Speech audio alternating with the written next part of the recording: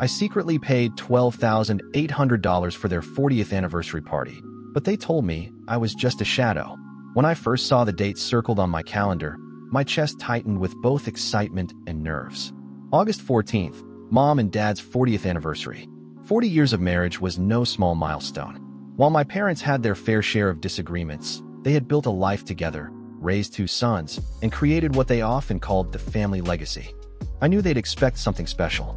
My brother, Daniel, the golden child, was busy traveling for work in Italy. That left me, the quiet son, often overlooked, but always dependable. I wanted to do something unforgettable, something that would prove I wasn't just in the background of our family story. So, I decided to plan a surprise anniversary party. Not just a dinner or a cake, but a full celebration. A ballroom at the old Riverside Hotel, live jazz music, Dad's favorite, a 3-course dinner, champagne towers, and a slideshow of their 40 years together. It wasn't cheap. In fact, it cost me $12,800, nearly half my savings. But I told myself it was worth it. This is how I'll show them I care, I whispered to myself as I signed the final contract with the event manager. For weeks, I worked behind the scenes. I coordinated with their closest friends, family members, even some old neighbors they hadn't seen in years. I sent out elegant invitations, arranged decorations in their wedding colors, ivory and deep blue, and ordered a cake topped with edible golden roses. Nobody knew. Not Mom. Not Dad. Not Daniel. I pictured their faces the moment they walked into that ballroom, expecting a simple dinner, only to be met with a grand celebration in their honor. I imagined Mom's tears of joy, Dad's proud smile, the applause echoing as I raised a toast in their name. Finally, the day arrived. Before the big reveal, we had a small family dinner at their house. I thought of it as a calm before the storm, a simple evening before the magic I had prepared. But that night, everything shattered. At dinner, Mom sat across from me, her posture straight, her eyes sharp. She had dressed elegantly, as if even at home she needed to uphold some invisible standard. Dad sat beside her, scrolling through his phone, occasionally chuckling at messages from his colleagues. "So," Mom said suddenly, turning her gaze to me, "Daniel called this morning. He might not make it to the anniversary dinner, but he promised to send something special. You know, he's always thoughtful." I forced a smile. "That's nice. I'm sure whatever he sends will mean a lot to you." Mom's lips tightened. Then she said the words that pierced deeper than I could have ever imagined. "You're a shadow compared to your brother." The fork froze in my hand. My chest burned. Dad didn't even glance at me. He simply added, "Don't come to the celebration. We must protect the family status." For a moment, silence rang louder than any noise. My vision blurred as if the walls themselves were spinning. Protect the family status? From me? The very person who had secretly poured nearly $13,000 into honoring them? I swallowed hard, forcing calm into my voice. "Then let him protect the expenses too." They looked at me, confused, but I said nothing more. I didn't argue. I didn't beg. I just smiled. That night, as soon as I left their house, I called the hotel manager. "Cancel everything," I said flatly. "All of it? The catering, the band, the hall?" He asked, shocked. "Yes, all of it." And just like that, weeks of planning, months of sacrifice, dissolved into nothing. A week later, the phone rang. It was Mom. Her tone was casual, almost entitled, as if our last dinner hadn't ended in rejection. "Listen," she began. "Your father and I are a little tight this month. The rent is due. Could you cover it?" I leaned back in my chair, my lips curling into a bitter smile. "Ask the one with the status," I replied.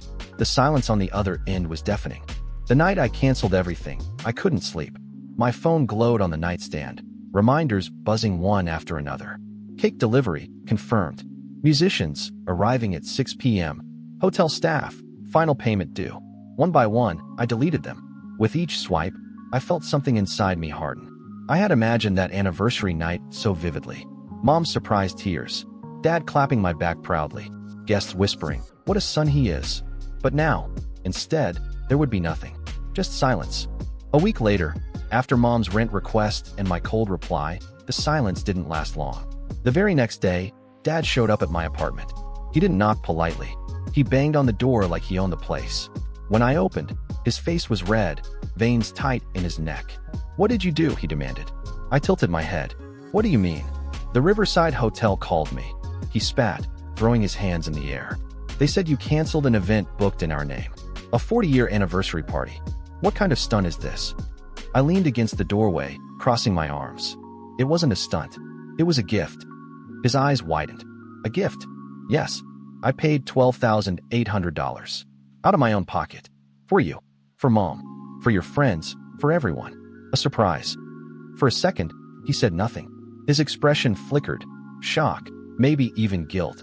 But it vanished quickly, swallowed by pride. You should have told us, he barked. What if it was inadequate? What if people thought we couldn't afford it ourselves? Do you understand how that would look? I laughed bitterly. So, my mistake wasn't spending nearly 13 grand on you. My mistake was not protecting your status? His lips pressed into a thin line. He didn't deny it. Later that evening, Mom called again. Your father tells me you canceled the party, she said, her voice trembling. Though whether from anger or disappointment, I couldn't tell. Yes, I answered simply. How could you? Do you realize people were expecting something? Your brother even told some of his friends about the celebration. Your brother, I repeated slowly, tasting the bitterness of the words. Of course. Always Daniel. Don't be jealous, she snapped. He has responsibilities, a career, connections. You should be grateful he carries the family name with dignity. Something in me cracked. Grateful, I said, my voice low. I was ready to carry the cost of your dignity. But since you only see me as a shadow, you can let Daniel carry it all. Rent, parties, status, everything. The line went quiet. I almost thought she hung up, but then she whispered, You've embarrassed us. I didn't reply. I simply ended the call. The days that followed were awkward. My phone buzzed with messages from relatives. Aunt Marlene, why was the party canceled? I already bought a new dress. Uncle Joe, your parents seemed confused. Did something happen? Cousin Sarah, did Daniel mess up the planning? Or was it you? I ignored them all. But the biggest shock came 3 days later, when Daniel himself finally called. Hey, he said cheerfully, his voice loud through the speaker, as though nothing was wrong. I heard about the cancellation. What's going on, bro? I clenched my jaw. What's going on is that I paid $12,800 for a party our parents didn't want me at. So I canceled it. There was a long pause. Then Daniel laughed, actually laughed. You're joking. I'm not. Well, he hesitated, then sighed.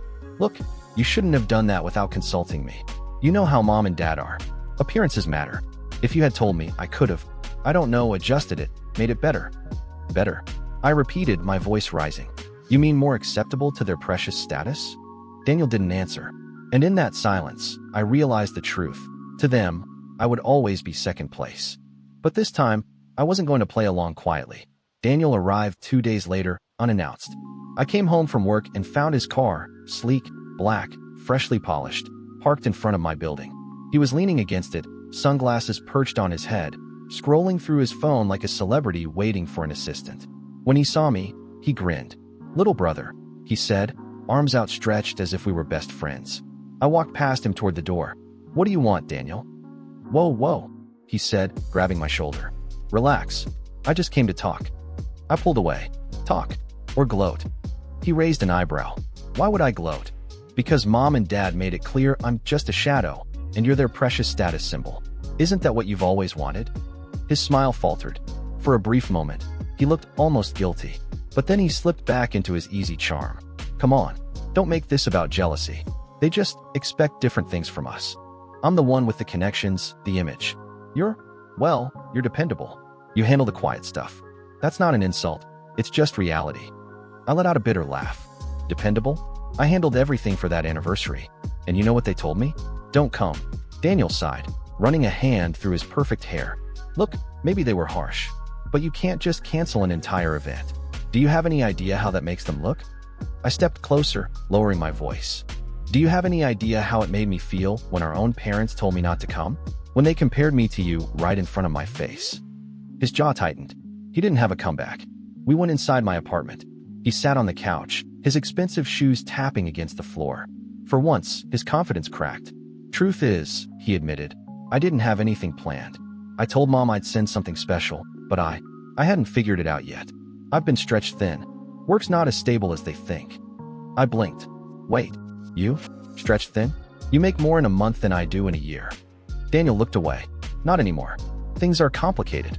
Some deals fell through. I might be leaving my job soon. For a moment, I just stared at him. The golden sun, the one they placed on a pedestal, The one who was supposed to carry the family's legacy suddenly didn't look so invincible. "So let me get this straight," I said slowly. "You had nothing for their anniversary. I had a fully planned party, paid for in full. But they told me not to come and praised you." Daniel rubbed his forehead. "I didn't ask for that." "No," I snapped. "But you never corrected them either, did you? You just let me be the shadow so you could shine brighter." He flinched. "It's not that simple." "Yes," I said firmly, "it is." The next day, Mom called again. "Daniel tells me you two had a little disagreement," she said delicately. "Disagreement?" I echoed. "Is that what we're calling it now?" "Don't be dramatic," she sighed. "Your brother has his pressures too. You should understand that. Not everything is about you." I nearly dropped the phone. Not everything is about me. I had given them everything I had. My money, my effort, my heart. And it was never enough. "Then maybe," I said slowly, my voice shaking with anger I could no longer hide. "It's time for me to stop making anything about you." Before she could respond, I hung up. That night, as I lay in bed staring at the ceiling, I realized something important. For years, I had been trying to earn their approval, to step out of Daniel's shadow. I thought money, sacrifice, or grand gestures could change the way they saw me. But maybe it never could. Maybe I wasn't the shadow. Maybe they were just blind. August 14th arrived, the big day. The day I had circled on my calendar for months. But instead of rushing to the Riverside Hotel to supervise the final touches of the grand party I had imagined, I sat in my apartment, drinking lukewarm coffee, staring at the silence around me. There was no jazz band warming up, no clinking of champagne glasses, no cake decorated with golden roses. Just me and the knowledge that somewhere across town, my parents were sitting at a dinner table, pretending nothing was missing. That evening, my phone buzzed with a family group message. "Mom, thank you, Daniel, for arranging such a tasteful evening at the club." Everyone was impressed. "Aunt Marlene, yes, dear, it was lovely. So intimate. Just perfect. Uncle Joe, to 40 more years." I stared at the messages, my stomach twisting. Daniel had salvaged something. Not a grand ballroom celebration, not the kind of event I had planned. But he had quickly booked a small private room at a country club, polished enough to satisfy appearances, but nothing compared to what I had envisioned. And yet, the family praised him like a hero. I scrolled down, waiting, half hoping for a single word of acknowledgement directed at me. But there was nothing, not even a mention. Later that night, my phone rang. It was Daniel. "Hey," he said, his voice unusually subdued. "I just wanted to, make sure you're okay." I laughed bitterly. Why wouldn't I be? The party I planned never existed. You swooped in, threw something together, and now you're the star again. Nothing new. "Don't do this," he muttered. I didn't ask for their praise. "No," I said coldly. "You just basked in it." There was silence on the line. Then he said something that caught me off guard. "It wasn't perfect, The dinner. It felt empty. Like we were all pretending. Even Mom and Dad, they smiled, but it was hollow."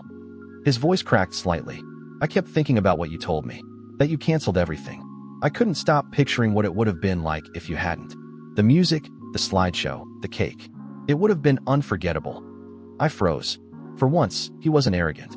He wasn't the golden son. He sounded like a brother. But the anger inside me was still raw. "Too bad they didn't want me there," I replied flatly, and I hung up. 2 days later, I bumped into Aunt Marlene at the grocery store.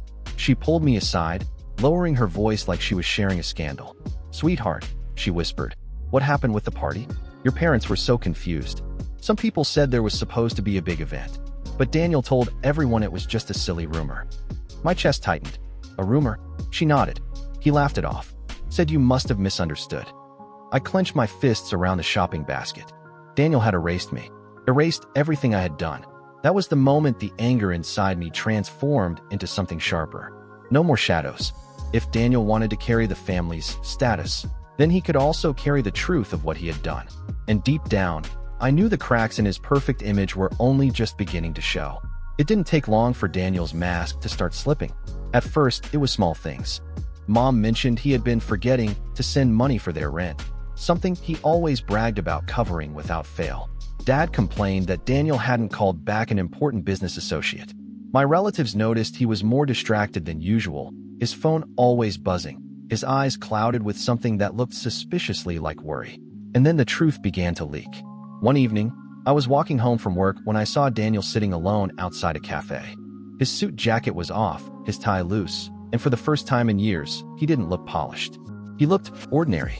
maybe even broken. I debated walking past him, but he noticed me. "Hey," he said quietly, motioning to the empty chair. "Sit for a minute?" I sat, though every instinct told me to walk away. For a long while, he didn't say anything. He just stared at his coffee, swirling it absently. Finally, he muttered, "I'm in trouble." I frowned. "What kind of trouble?" He exhaled sharply, like letting go of a secret he'd been holding too long. "Financial, work, everything. The company's downsizing, and I'm on the list. I've been trying to cover it up, but I'm drowning." I blinked. "But you're Daniel, the golden son, the one they brag about at every family dinner. You're untouchable." He laughed bitterly. "Not anymore." That night, I couldn't sleep. My whole life, Daniel had been the one they praised, the one they put on a pedestal. And now, here he was, slipping off it. Part of me felt vindicated. Another part, the part one hated to admit, felt sorry for him. But the real storm broke a few days later. We were all at my parents' house for Sunday dinner. The air was tense, thick with unspoken words. Mom poured wine. Dad cut the roast. Daniel sat stiffly beside them, and I stayed silent, waiting. Finally, Dad looked at Daniel. "Son, about next month's rent. I trust you'll handle it again." Daniel froze. His fork hovered in the air. "Actually," he began, his voice strained, "things have been a little complicated lately. I might not be able to." Mom gasped. "What do you mean, not able? You've always provided for us. You know how important it is for appearances." Daniel's face reddened. I said, "I'll try, but I can't promise." The silence that followed was deafening. And then, unable to stop myself, I spoke. "Maybe," I said slowly, looking directly at my parents, "you should ask the one with the status." Mom's face drained of color. Dad slammed his glass down. Daniel's eyes flicked to mine, wide with something between anger and shame. For the first time, the golden son had nothing to say. That dinner ended in chaos. Mom cried, Dad shouted, Daniel stormed out. And me? I sat there quietly, finally realizing something. The shadow they had dismissed for years was the only one still standing. The week after that dinner was a whirlwind. Rumors began spreading through the family about Daniel. Aunt Marlene whispered that his company had let him go. Uncle Joe mentioned that one of Daniel's investments had collapsed. Cousin Sarah said she overheard him arguing on the phone about debt. It was like watching cracks spread across a porcelain vase, slow at first, then unstoppable. For years, my parents had polished Daniel's image until it gleamed. But now, no amount of polish could hide the fractures. One evening, I got another call from Mom. Her voice was sharp, frantic. "Why didn't you tell us?" she demanded. "Tell you what?" I asked calmly. "That your brother, that Daniel lost his job." I leaned back in my chair. "Because you never believed me when I tried to tell you anything before. Why would this be different?" There was silence on the line. Then she whispered, "We depended on him. What are we supposed to do now?" I almost laughed. For years, I had been invisible, the shadow. Now, suddenly, they needed me. "You'll have to ask the one with the status," I replied coldly, repeating the words that had haunted me since that night at dinner. And for the first time, Mom didn't have an answer. 2 days later, Daniel showed up at my apartment again. But this time, he didn't look like himself at all. His hair was messy, his clothes wrinkled, his eyes hollow. "I don't know what to do," he admitted, his voice breaking. "I've built my whole life on appearances, on being the one everyone admired. And now it's gone." I studied him for a long moment. This was the man who had lived in the spotlight while I stood in the shadows. Now the roles had reversed. "You know," I said quietly, "maybe this is the first time you're seeing what it's like to be me." Daniel looked down, ashamed. "You were right. I should have told them. I should have told you. Instead, I let them use you as a comparison, and I let myself believe it." I didn't reply. For once, I didn't need to. The silence spoke louder than anything. The following Sunday, there was no family dinner, no celebrations, no proud speeches about the golden son, just silence. I sat in my apartment, reflecting. I had lost $12,800. Yes, I had lost the chance to give my parents the grand celebration they never deserved. But in a strange way, I had gained something far greater. Clarity. I was never the shadow. I was the one who carried the weight when no one else could. The one who gave without asking, who stood steady while others pretended. And though my parents might never admit it, the truth was undeniable. Status fades. Appearances crumble. But shadows? Shadows endure.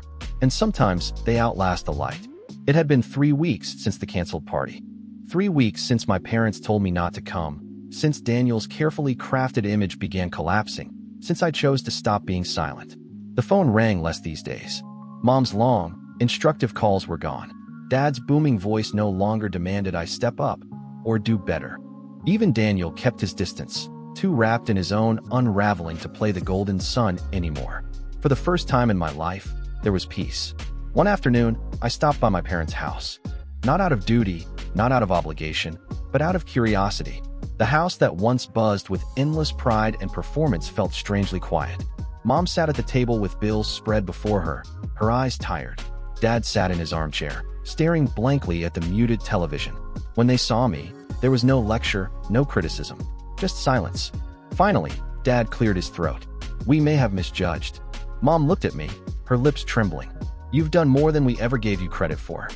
The words hung in the air like a fragile glass ornament. Precious, but too late. I nodded, but I didn't rush to comfort them. For years, I had been waiting for acknowledgement, for validation. Now that it came, it felt hollow, like an echo bouncing back long after the voice had gone. Later that night, I walked home under the streetlights, my shadow stretching long across the pavement. All my life, they had called me that. A shadow. A comparison, a lesser version, the background to Daniel's spotlight. But shadows don't vanish. They follow you. They remain, even when the light moves on. And in the end, it wasn't me who disappeared.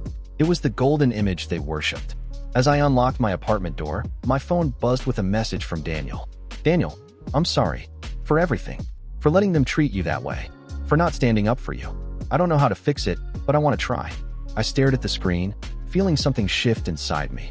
Maybe forgiveness would come one day. Maybe it wouldn't. But for now, I finally understood something I never had before. I didn't need their approval.